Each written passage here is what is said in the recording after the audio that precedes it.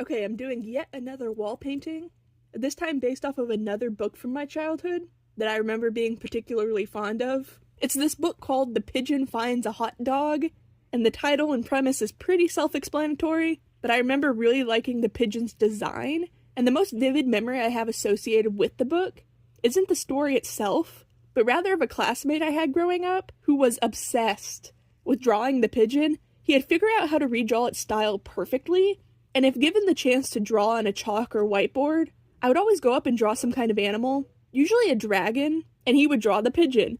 I always thought he was a good artist, but looking back, I think he only knew how to draw the pigeon. But I also remember another artist type in my elementary school classes. I used to go to my local small town elementary school before it shut down and merged with the one from the town over. And when moving schools, that's when I really met the friend group I would have until high school. Before that, while at the small school, the classes were very small, and so I was friends with people I otherwise probably wouldn't have run in the same circles as. And one of those people was a boy who was super duper good at drawing dinosaurs in particular, and I always remember comparing my art to his, since we drew similar things, since I did so many dragons, and dragons are kind of similar to dinosaurs, and I remember feeling bad I could never get mine quite as realistic or good as his. And I remember comparing myself a lot to other artists as a kid, and I always remember having a very uncharacteristically competitive feeling towards other artists my age, and seeing if my art was better than theirs, and I remember feeling guilty when feeling relief and a little bit of pride if I thought mine was better, but that pettiness got better as I got older. In my late teens and now as a young adult, I feel more comfortable and confident in my own style. Not that I can't improve, but I've become more comfortable when the creatures I make don't look exactly right or realistic or even good, because for the most part, a lot of my mistakes or simplifying the design can be written off as a stylistic choice, and I've become more confident in my own art that way, and I've stopped comparing myself as much in the details of my art, and just try to focus on making the type of art and content and creatures I like seeing. Food-based and fantasy creatures in particular are my jam, and I'd rather have more fun concepts than focus on every little detail of my piece. I just want whatever creature idea I have to take form. The finer details are just side notes. But anyways, back to the actual topic of the painting. Well, sort of. I want to go on a rant about pigeons, not the book, since that's the reason I think I've always actually liked the book as a kid, is because I liked pigeons. I've always found them to be very pretty birds, with their almost purple and green iridescent neck feathers. I try to paint that here, but it's tricky, because their feathers aren't actually purple and green, but rather it's just how the light reflects off of them, and that's what makes it look so colorful. But yeah, anyways, carrier pigeons have in particular always interested me. People don't give them nearly enough credit for their intelligence, but that's because they do kind of look pretty silly. But they can be trained to carry letters, and there are even pigeon war heroes in history that helped carry crucial current information in a world before radios and phones were as good or as common.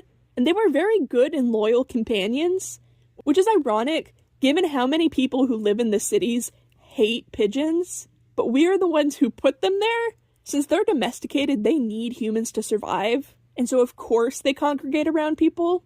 And they're also one of the only animals to not just survive in cityscapes, but actually thrive. And that's because they're also known as rock doves. And that's because their wild counterparts will make nests in the holes and crags of tall rock walls. My coolest wildlife sighting ever was kayaking in the creeks around my house and seeing wild rock doves nesting in the little rock walls as we passed. But skyscrapers just so happen to offer similar conditions, and so many in a small area creates so many nesting opportunities. It's no wonder pigeons could take over a city that way. But honestly, it's a miracle they hatch out of those nests at all. See, in the wild, the rocky homes often have pebbles or natural curves to support the egg when it's laid on the ledge, so that way the pigeons don't have to put as much effort into building a nest. However, in cities, there are no curves on windows, and there are a lot fewer trees and fewer twigs, so city pigeons sometimes have to get creative, and you'll see them nesting with just the bare minimum of materials, or in the most precarious, unsafe places. But again, that's only like half their fault, since they're just following their instincts, and again, they didn't ask to be domesticated. I feel like we were their stewards, and we're supposed to take care of them after having them domesticated and trained to carry out our whims. and we made them to rely on us, but then abandoned them when they became inconvenient. And not only that, but then resenting them when they still stick around in order to survive. But maybe it's because I live in an area where there aren't that many pigeons, but I actually really like them. And when driving through bigger cities, I always get excited whenever I see them. But so many pigeons in cities is why animals like hawks and eagles can also live in the cities as well, since they'll take advantage of the abundance of prey, and they act as good pest control. And even though I love pigeons, at a certain point, too many can become a health risk, not just for people, but for the other birds. Think about it like how sharks work. They pick off all of the dying or sick fish, and as a result keep the populations in check, and therefore keep the populations healthy. The birds of prey in cities do that too, but with the pigeons. And that's why it's really bad we almost lost them altogether a few decades ago. They used to use a pesticide that made birds have much more fragile eggs, leading the parents to accidentally crush them, and they literally had to reintroduce captive-bred birds of prey back into these areas, since it almost had completely wiped out the wild ones. And if that had happened, our cities would be way more overrun with pigeons than they already are. But anyways, with the painting, I'm trying to make it clear that it is a city park, so I wanted a person walking a dog behind the pigeon, and I feel like that adds some environmental storytelling there. Since the dog could also smell and want the hot dog, I was kind of worried doing the stone brick path. I would have way more issues keeping everything symmetrical, since I did really struggle with the checkerboard pattern for my beaver painting. But I think with a stone street, it kind of works out, because those can sometimes be pretty wonky and messed up, and with the alternating colors, it hides some of my little mistakes a bit better.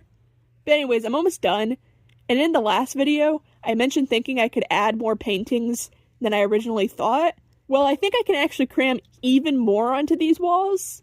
I just don't know when it would be too much, since at some point it's going to get too cramped and crowded, but I'm just going to go ahead and see if I like them there, and if it turns out I end up hating them, maybe I could just hang up the extra ones in the garage, since I wouldn't have to look at them as much, but they'll still liven up the place a little bit, since the walls in the garage are still just plain white.